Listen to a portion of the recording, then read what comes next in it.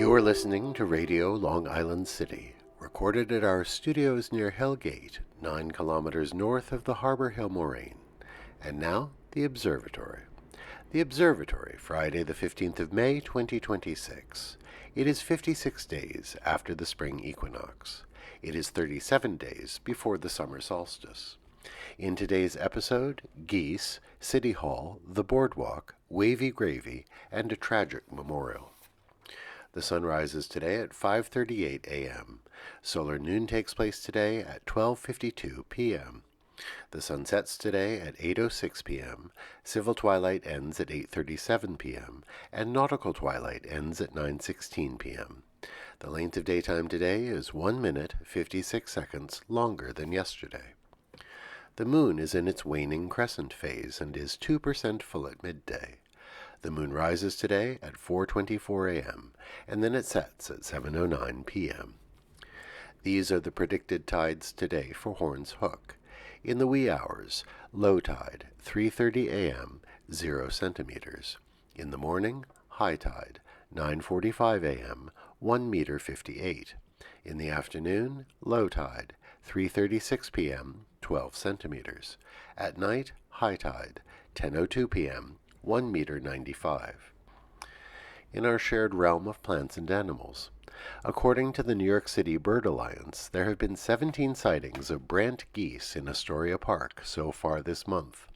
The brant goose has a black neck and chest, with a distinctive necklace of white feathers ringing its neck just under the jawline.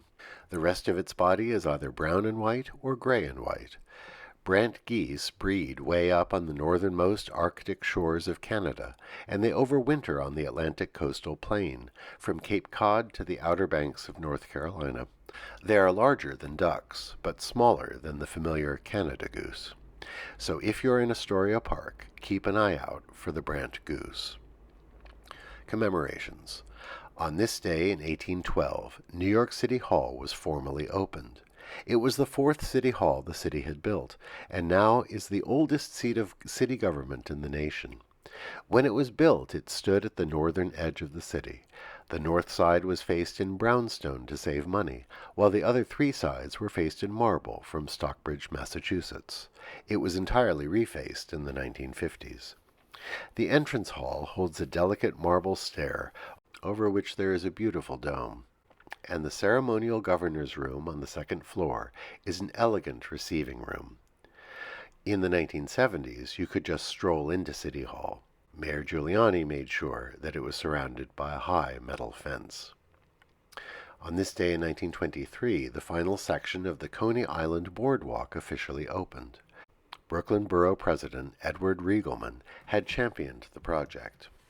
Before the boardwalk was built, bathing houses and amusement parks had been built right up to the high tide mark, and the private owners restricted access to the beach. The Coney Island Boardwalk would open the beach free to the public. It was dubbed Coney Island's Fifth Avenue, a great democratic promenade. The boardwalk was a major work of engineering, 80 feet wide and about 2 miles long.